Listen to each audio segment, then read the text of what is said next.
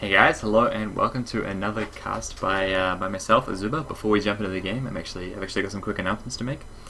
First up, this weekend is MLG Anaheim. There's going to be some really good NA and EU teams there, and there's going to be a lot of really awesome casters. I really like Joe Miller. I think Jad is casting. I think Freak is casting. Some really awesome casters there. It's going to be a big event. Definitely check that out if you have time. The following weekend, actually, so not this weekend, but the next weekend, there are some other events on the Gigabyte Esports LAN with several high-profile NA teams, so that should be a good tournament to watch. And similarly, DreamHack Summer is actually starting that weekend, which is going to have, of course, most of the high-profile EU teams. Should be awesome to watch as well. Final announcement, of course, the Draven patch did hit last night, which is pretty cool. Draven seems like a really fun new champion with a couple of interesting mechanics. Maybe a little bit gimmicky, but certainly quite entertaining and possibly quite powerful. And it will be really interesting to see how he develops. He's unfortunately not going to be in the game we're about to watch, just because people are not playing a lot of Draven in ranked just yet, and when they are, most of what they're doing is just kind of trying stuff out randomly. So that's not too great to watch in terms of being able to analyze it. But definitely I'm going to keep a close eye on the builds that people are using on Draven over the next couple of weeks. And when I find an interesting game with Draven, then I will just jump into that and I will try and get that cast up for you guys. One thing I just want to mention really quick about that patch is that I think it was the best patch in a long time in terms of making just really small changes, very slightly nerfing a lot of overpowered champions and very slightly buffing a lot of underpowered champions, and just kind of bringing the game that much closer to the balanced state that we needed to be at. And I think it was the perfect way to do the patch, and I think every champion they had needed their nerf or the buff respectively, or the adjustment in some cases. Some of them weren't necessarily strict nerfs or buffs. And yeah, I just think that was awesome, and I really hope they keep doing that. Yeah, anyway, I've rented on a little too long, so we will jump into the game here. Hopefully. There we go. Alright. I'm going to unpause that. We're at the 3-minute mark, as you can see. The gold total's actually not... red team with about a 200 gold lead. Nothing significant at all. We see a Mumu coming up to top lane to gank. Actually, Udyr just forcing the flash on Twisted Fate in mid lane. At least they're going to jump away from the Mumu gank, though. It's going to get away without too much problem. That Safeguard, a very powerful ability in terms of avoiding ganks. The Never Move does land in mid. Udyr going to flash in, try and land the stun. The Ignite going off from Swain, followed up by that E. Is going to get huge damage up, getting first blood onto that Twisted Fate there. Swain's going to be happy with that, giving him a bit of an advantage in the mid lane there. Of course, we did see Swain picking up a couple of buffs in his most recent patch, so it will be interesting to see how he performs in this game. Whether anything has really changed for Swain overall. What I've heard is that he is a little bit more viable now. The range increases in particular, allowing him to be more effective against some of those higher range champions, not quite getting bullied quite so much, and is generally more useful. So I hope that he's more effective and will be seen in perhaps in the tournament scene now. In the top lane we have Jax versus Lee Sin, both very strong champions in lane, and actually it'll be interesting to see who ends up bullying the most. We see a bit of a fight going on in mid lane here, although most likely nothing can happen unless they decide to dive here. Mumu is going in a little bit. He's actually going to charge past the turret, gets his Despair and the bandage trap, bandage toss onto Swain, with Tia picking up the kill with a red guard there. Some nice play. Swain not expecting that dive, I think. Lee Sin and Jax just trading away heavily. Lee Sin getting very low with that Ignite, but Jax actually going to back away. Too low health really to turret dive. Kind of surprised. If he'd popped some potions a little bit earlier, he might have been on enough health to dive. And in fact, he hasn't popped any potions even now. Still sitting. Actually, yeah, there you go. It's a good decision by him to use that potion. Udyr held middle lane for a little bit while Swain was dead. Actually, we missed a kill in the top lane there. Sorry. Both champions very low, of course. Listen, not able to land the Sonic Wave onto Jax. Jax taking a turret hit though. Lee Sin just going to ignite him, safeguard, and auto attack him twice, pick up that kill. Bit of unfortunate positioning by Jax. If he hadn't taken that turret shot, he would perhaps have been in a good position to keep getting aggressive, but he did end up going down, unfortunately, eating the turret shot, really costing him his life. Ignite going off onto Tarek, Ash putting a fair bit of damage up, but Graves jumping in with a buckshot, chunks Ash so hard, followed by the Ignite actually stopping a heal. Does flash in, tries to pick up the kill, but not able to, next to a good shield from Janna. And it looks like Ash maybe going to recall, maybe just going to potion and stick it out here. Does decide to use that part in the end. Will be standing around. Doesn't want to miss this probably 1.5 waves of CS. A good decision, I think. Needs to be careful though not to get gibbed by the Taric Graves lane down here. Of course, a lane known very well for their burst potential and just really kill potential in lane. Has been a combo that's been, I don't want to say discovered, but certainly used much more recently, and a lot of people kind of noting its effectiveness, which is nice to see because Taric was definitely neglected in the pro scene for a long time. People preferring to play Janna, Sona, well, not so much Sona since the nerfs, but Soraka, Leona, of course, all being much more popular supports than Taric. And Azuba coming down for a gank through the lane brush here. It does look like blue team might have seen him. Certainly they seem to be playing quite defensive. Actually, no, the bandage toss going off. And the tantrum, the exhaust going off onto Ashe though. But a lot of damage coming out onto Taric. Does seem to be getting aggressive by himself. Wasn't able to take down Ashe, unfortunately. Udyr going to chase on after Amumu, but does back away in the end. Red team going to be happy to pick up that kill there, evening up the gold totals a little. Red team again, actually with about a 700 gold lead. Pretty substantial considering the even kill count and no dragons haven't gone down. Has to be some combination of GP10 and CS, I suppose. Momo, of course, having picked up that really early Philosopher's Stone, and Janna actually having got hers now. Taric still with just boots and a ruby crystal, although there's a pretty similar amount of gold spent. So the yellow card going, a gold card going out. The Nevermove landing on a Mumu though, in conjunction with the bear stun, and the Ignite goes off. Udyr actually able to pick up that kill. Does take a gold card, but not likely going to go down to Twisted Fate. Picking up a really nice kill into a Mumu there. Udyr and Swain really syncing up the CC quite well, and that's going to be really important for them to get effective games.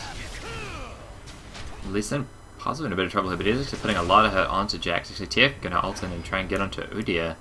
A bit strange, I think, of him to try. Well, he does stop Udyr taking that blue buff, and that's going to be good for him. He's in a bit of a bad position right now, though. Possibly going to try and run past this turret or something. No, he's just going to try and recall on this brush. Sonic Wave actually missing, going what looked like right through him. But he's going to flash over that wall and get away, no problem. Just going to recall in that brush.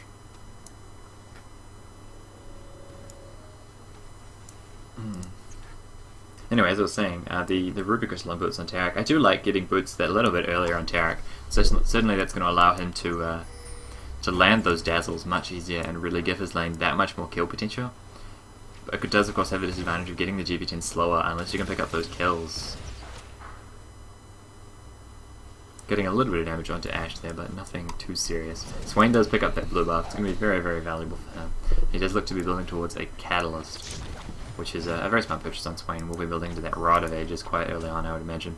I'll be interested to see whether he picks up, in addition, possibly a Tear or a Chalice, which is something that we quite often see on these heavy mana casters. In particular, since the Athenes was added to the game, Chalice not so much an early game item as it used to be with no combines. So might possibly pick up a Chalice here. Although the magic resist not being so useful against Twisted Fate, whose damage is mostly kind of poke, but would also serve to reduce damage against Amumu and against Jax. We see a bit of a trade going off in top lane here, the stun going off onto Lee Sin. Not an awful lot of damage going out though, but the Sonic Wave Resonating Strike actually going off onto Jax is going to get away though, no problem. Take a look at the CS totals really quick. We see that Ashe is sitting at 67 to Graves' 61, with a tiny bit of a lead there. Jax at 48 to Lee Sin's 51, actually trading non-stop in the top lane here, but neither of them taking too much damage there, both trying to just sustain back up by auto-attacking. And Mumu chasing out of Swain does manage to avoid the Nevermove and land his bandage toss, as well as the gold card and the Curse of the Sad Mummy. Just seeing Swain for a long time, but not able to pick up that kill. Just not really enough sustained damage coming out from the Mumu Twisted Fate combination. It'll be interesting to see the team fights from Red Team, because of course, as I say, the Twisted Fate and Mumu, neither of them really known for their sustained damage, and Ashe being one of the lowest sustained damage carries, certainly has a lot of utility. Actually, we see a fight going on. Udyr maybe running away, just get a bear stun onto a Mumu.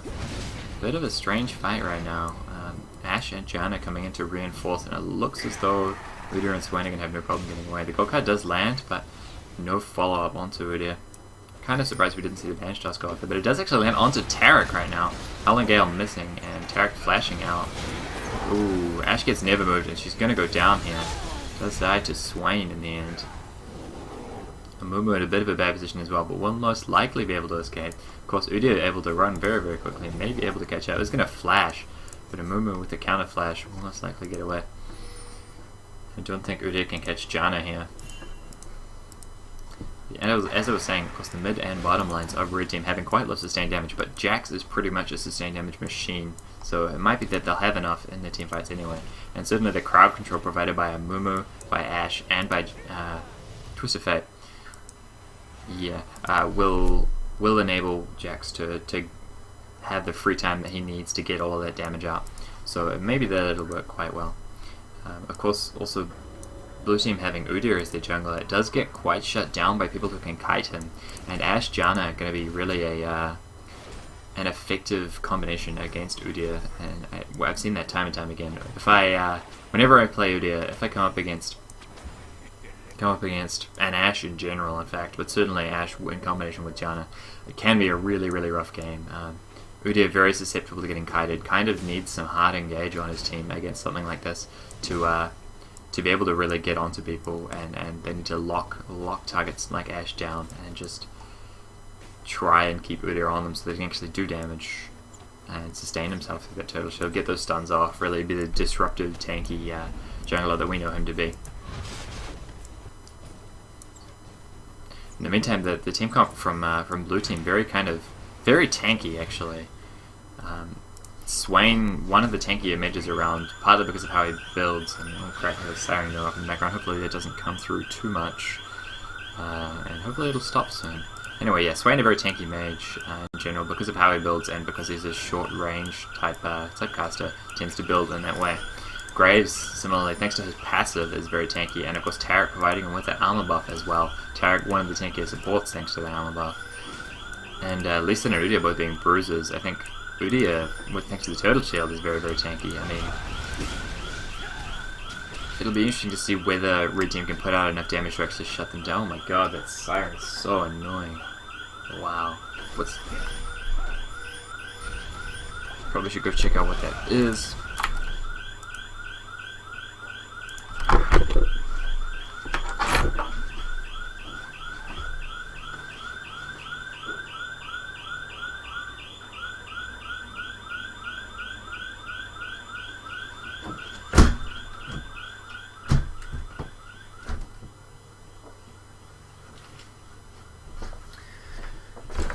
Okay, very sorry about that. Hopefully that will actually get rid of it. I've shut the windows and it has cut off a lot of the noise. Anyway, yeah, very, very tanky team from Blue Team, and not a lot of sustained damage on Red Team. Be interested to see whether they can actually pick people off. As I say, there was a lot of crowd control, and it may be enough to secure that. And of course, in solo queue, we actually see a fight going down here with the Never Move almost going off into Twist of Fate. Not quite though. In the meantime, we actually saw a fight going down in bottom lane as well. Taric just waiting in that brush to try and bait something out here. Ashe doesn't want to go in for CS, it seems. Janna going to face check it though.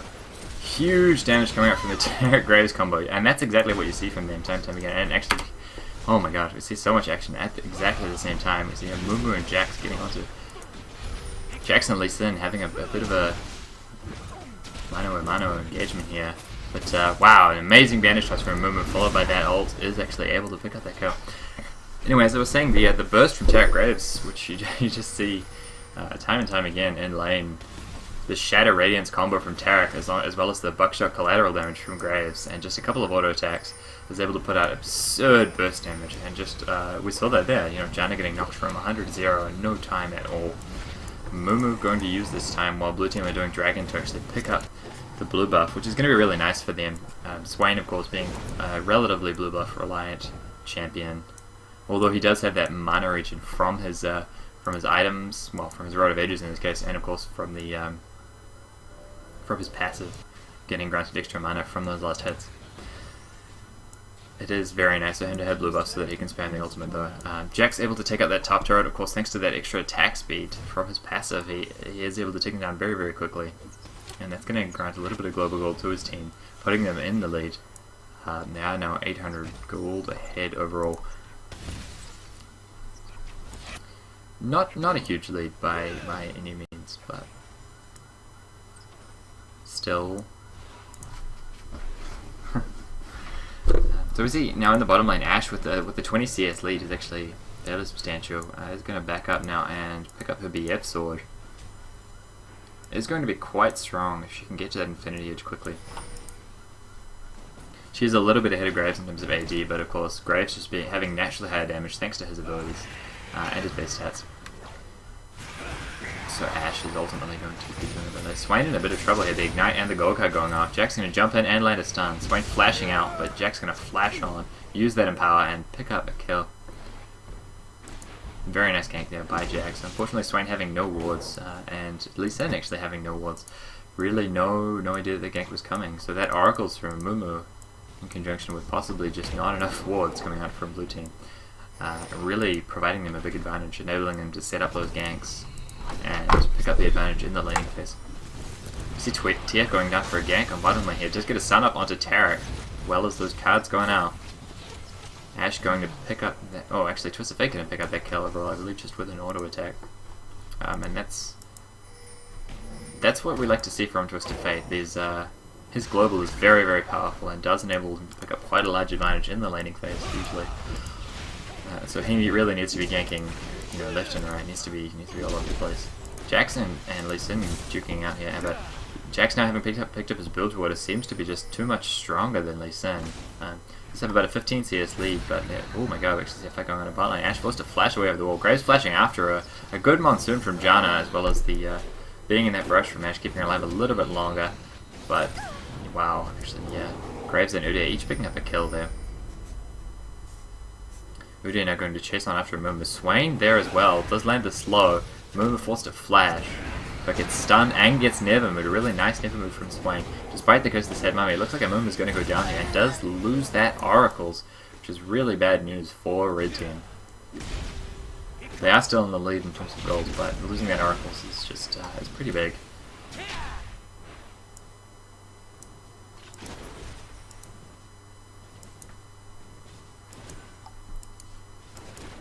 We actually see the junglers and the supports on both teams, each with 2 DP10 now. So similar sort of builds going on. Udyr looking to be building towards his wit's end after the Philosopher's Stone and the Heart of Gold, and that makes a lot of sense. It's a very powerful item on Udyr. The attack speed, increasing clear time an awful lot by giving you those extra procs on your Phoenix stance. And does make you a lot more tanky as well. Builds you those resistances, which Udyr values very highly because he effectively has a large amount of HP thanks to his total stance. So of course armor and MR are very, very effective stats to build on him rather than just that flat health. And he has picked up Merc Treads as well. A really, really nice choice there. Of course with a lot of cryo control on Red Team. Everybody on their team really having some kind of disable, and a lot of them are reduced by tenacity. Those Merc Treads are going to be very helpful. And the magic resist to mitigate the damage from Twisted Fate, and to a lesser extent from Jackson from Mumu. Very, very nice purchase. Would expect to see him pick up some armor as well at some point, just to mitigate some of the Jax damage, some of the Ashe damage. And because he wants to be really, really tanky, because that's basically what Udyr does. We're possibly going in for an invade here, or could be looking on to gank. Actually, no. Lee Sin waiting in the brush at blue. Does catch him when we're landing that cripple. But, yeah, well, okay, lands the Sonic Wave and the Resonating Strike, but gonna get caught by Jax. Gets the stun and the Curse of the Sad Mummy. Mumu gonna get away on just a sliver of health after that. Wow, Twisted Fate actually ulting and getting the stun up onto Swain. Gets burst down to about half a bar of health before he can even turn his ultimate on, and does go down. A little bit greedy there by Lee Sin, I think. It was a good catch for him onto a Mumu, but his team really not able to reinforce as quickly as Red Team's did. And that didn't end up in his advantage. Ashe chasing on Tarek right now. Not actually going to keep following. Just surprised me a little.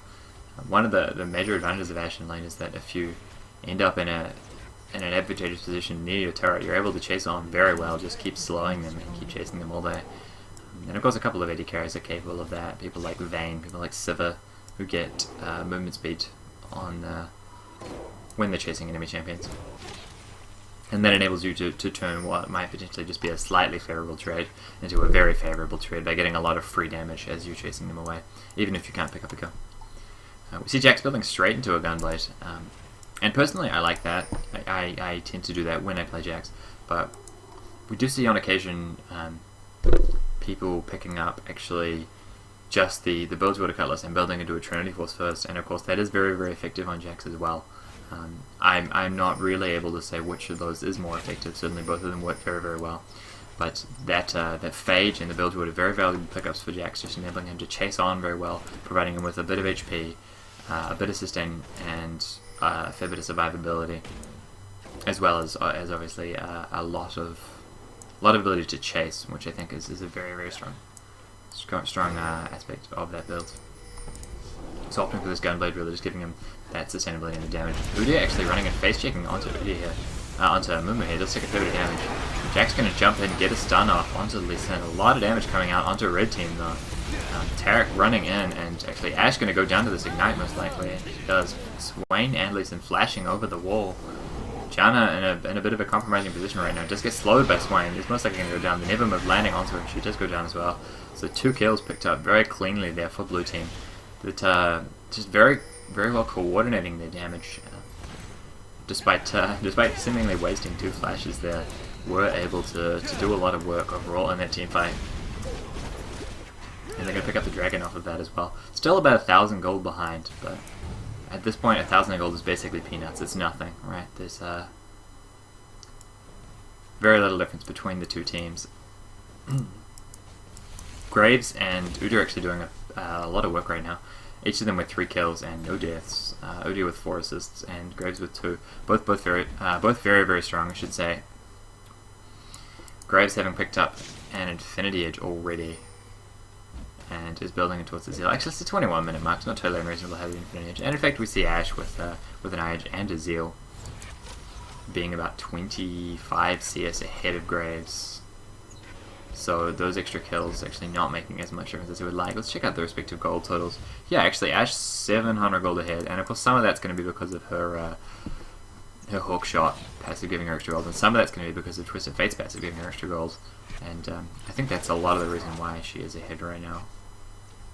So if you took, say 3 extra gold on each, oh my god, Jack's actually caught here in middle lane. He did get Never Move, get bear stunned, and most likely will go down. Does manage to jump away though, surviving with just a tiny bit of health. And Twisted Fate's kind of going to try and chase on. He does get Never Moved as well, going to get bear stunned. Oh, he flashes out. And he's going to be okay as well. Bit of a messy chase there, I think, by Twisted Fate, seemingly getting a little overconfident. Maybe he thought that arrow was going to land, I'm not sure. But in any case, not able to do too much, and was forced to use his flash, not really for any reason. And now he's going to recall, just because he doesn't have enough health from reading. Let's look a little more at the builds really quick. We see Lee Sin having built a Brutalizer and a Phage, both fairly early game items. I mean, of course that Phage going to be able to be built into, most likely a Frozen Mallet into the late game, will be quite effective. Brutalizer though, not very many people will buy Youmu's on Lee Sin. We have seen Boy do it a bit, but no. Oh, actually, we see Twisted Fate ulting and getting a stun off onto Swain, followed by the Howling Gale. I remember trying to advantage shots, but leading it a little too much. Doesn't actually land it. We see the slow going off onto Taric, and because of the sad mummy going out, is actually going to be really, really nice. Lee Sin going to get taken down as well as Taric. Ashe picking up a double kill there, and it looks like red team just going to go straight for Baron off of this, which is going to go down quite quickly to this team. Of course, Jack's very, very effective at taking out Baron and having the sustain to not really lose any health to it. And a move's percentage damage is always good for being able to take out Dragon and Baron quickly. Udyr and Graves going to try and stop this, it seems. The Hawkshot does go off and see them though. They seem a little scared. Udyr presumably going to try and steal. Jack's going to jump onto him though. He does get arrowed and he does go down very quickly, losing that Oracles. Very, very unfortunate.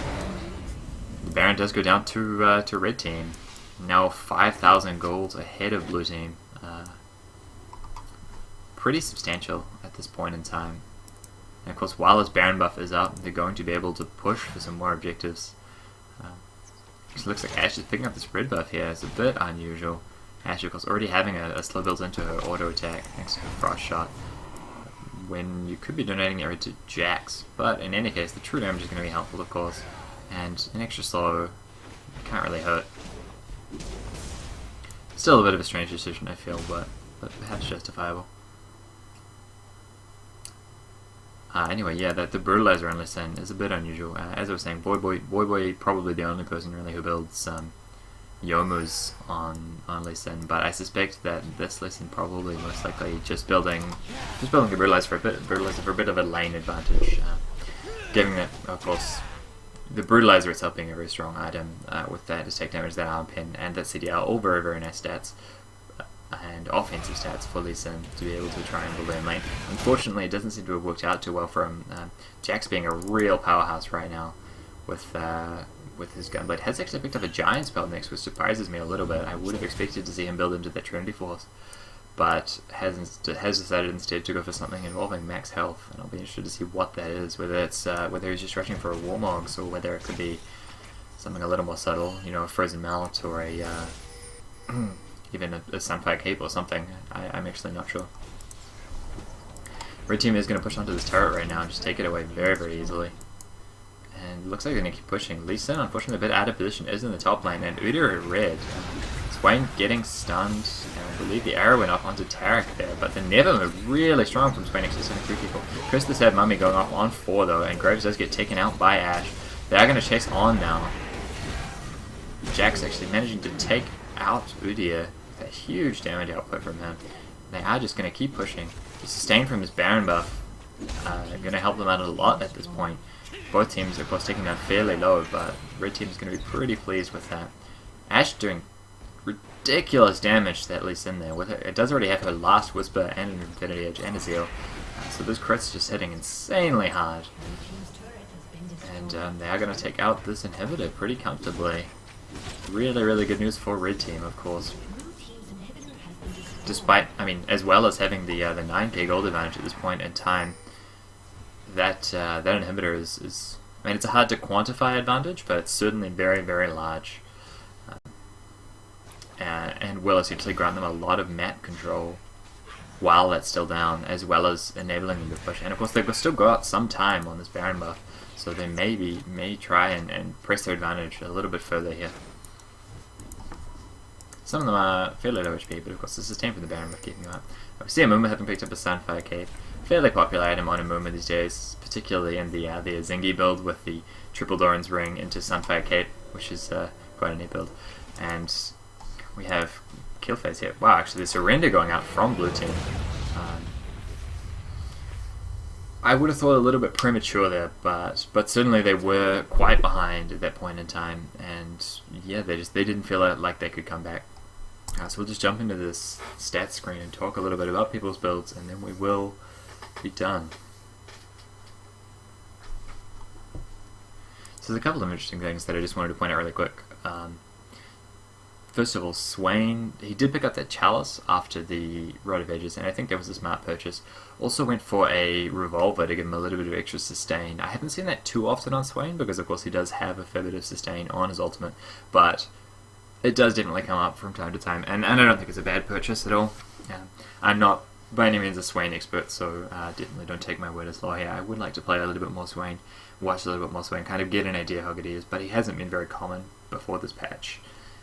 So I don't have too much of an idea of how good he is. He has picked up a Chain Vest as well, which I feel is a very smart purchase. By all accounts, Zhonya's is quite a strong item on Swain, because, well, the armor is very, very nice but to make him tanky, but also if you use Zhonya's during his ult, he does still deal damage, does still gain that health, which is quite unusual because most heals or spell vamp don't actually work during Zhonya, so Swain's ult being a bit of an exception to that does make it very, very powerful. And yeah, as I say, of course, having the extra armor is definitely very nice, and he's getting a bit of MR already from his Chalice.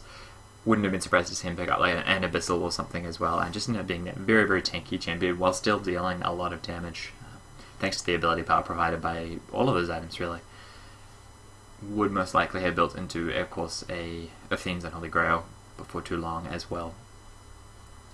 For that, well, for the mana restore in team fights, for the extra ability power provided by that, and of course the cooldown reduction is never bad. 15% CDR, fairly strong on just about any champion, it has to be said. Udyr picking up a Frozen Heart, very, very nice item to have on your team in general, just because those defensive aura items are always very strong, and with that in mind, it looks like Tarek was building an Aegis, which would have been really nice as well. Frozen Heart, though, for Udyr, very, very nice, just because he has his abilities are cheap enough, and Total Stance restores enough mana that he can sustain a bit of mana, and with a Frozen Heart, he can keep going pretty much all day. And also, the 20% CDR, very, very nice for him to be able to spam that Turtle stance, that Bear stance, the Phoenix stance. I mean, all of his stances really just benefit really, really significantly from being able to just switch in and out of them really quickly. So it is, I mean, essentially acts as, of course, a movement speed increaser because he can spam Bear stance. It acts as a lot of survivability because he can spam Turtle stance. And it will act as a little bit of extra damage, enabling him to Phoenix stance more often. Of course, slightly more significant when you're Tiger Udyr, because being able to Tiger stance more often, enabling you to deal that huge damage, but definitely a very strong item. And of course, providing that 99 armor, the second highest flat armor item in the game, I believe, just behind the Thornmail. And so a very, very nice defensive item to have in general, because as I was saying before, Udyr prefers to have those resists rather than the max HP, and so he did pick up that MR in the form of Woods and Merc Treads, and did pick up the armor from Frozen Heart. And I think this Udyr just did a really good job in this game in general. Unfortunately, not able to swing those late game team fights. Yeah, not really able to control the game for his team as much as he wanted, but still a really, really good work done, I think, by Udyr. And similarly, Graves doing good work. Nothing really innovative about Graves' build, which isn't to say that it's bad. It's just not very surprising. Has picked up that Infinity Edge, was building towards a Phantom Mounter, had a Vamp Scepter for the sustain, and got those 2 Dorans just for a little bit of extra laning power. Not surprising at all.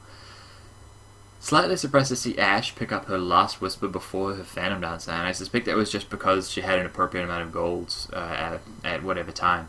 You know, that she would have gone back to base and had, 2,300 gold, and decided to just immediately pick up the last Whisper. And it did end up being quite strong, of course, enabling her to deal a bit more damage to all of those high armor targets. Tarek and Graves, of course, having a bit of extra armor from their passives. Graves having it from his passive, Tarek actually having it from his Shatter, and providing that armor to the rest of his team, as well as the Aegis that he did look to be building into, as well as Swain and Udyr having a fair bit of armor on their items, and Lee Sin actually having Ninja Tabi as well. So the last Whisper was going to be useful against all the members of the opposing team, and did end up being a very, very smart buy. I think the Sun Packet was great on a Mumu. I think the double GBTM was great on a Mumu, worked very well. Twist of Fate with a very standard build there as well. Picked up, got 2 Doran's Rings, picked up the Death Cat, was building to Lichbane as well. Very nice Twist of Fate build. It does end up with you being able to put out a little bit of sustained damage, as well as having a really nice poke and being able to siege quite quickly, which is of course quite important for a champion like Twist of Fate, who's able to split push very effectively. So thanks to that, Lichbane is able to push down turrets would have been able to push down turrets very quickly. Hadn't actually finished his Lichbane just yet. Did pick up Merc Treads, which is unusual for an AP carry, but of course against this team, with the Never move, with the stun from Tarek, the stun from Udyr, makes a lot of sense. He was certainly getting crowd control a lot, and I don't mind that purchase at all. It makes a lot of sense to me. And we saw Udyr Janna pick up 3 GP10s, was building towards the Shirelles as well. I like that build on Janna.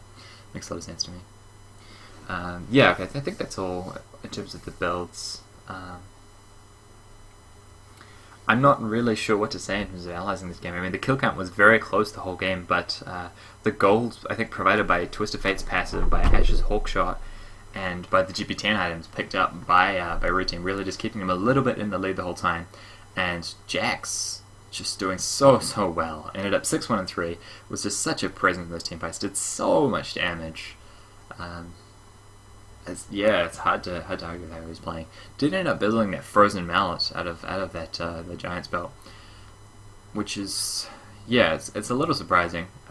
Enabling him to chase very, very, very well, and of course that is quite important, as I was mentioning earlier. But I would have probably rather seen him just build into Trinity Force, and rely on the defensive stats that he's gaining from his Grandmaster's Might.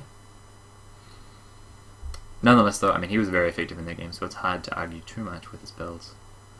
Choice of Fate actually ending up with a very good score as well, despite it seeming like Swain and Udyr trying to put a lot of hurt onto him. But I think after he did go down to that first blood, I believe, to Swain, but after that he didn't die at all, just ending up 2-1 and 7, really nice score, with a pretty good amount of goals. And at the end of the day, the main thing I think in Trollingo's later teamfights was Ashe, despite Jax being very, very strong. Ashe doing very well. Did have 3 deaths, but was just putting out so much damage in that teamfight down bottom lane after that, after they did have that Baron buff. Just Ashe putting out absurd damage onto everybody and just forcing them back all the time while Red Team was sitting there sustaining back up. Anyway, I've rented on for a bit long here. So, I just want to say thank you everybody for watching. And more videos should be out really soon. I'm planning to do some geocasting with Wolffights, and so hopefully that'll be uploaded before too long. And I am looking into doing some champion-specific stuff, probably starting off with Ahri, because Ahri is my main. So I'm planning to cut through a couple of games and just look at decisions made by high-rated Ahri players, and what different decisions they can make at different points in time, and why they made various decisions. And so that should hopefully be quite interesting. Thank you very much again for watching. If you have any suggestions, leave them in comments below the video, and please keep watching.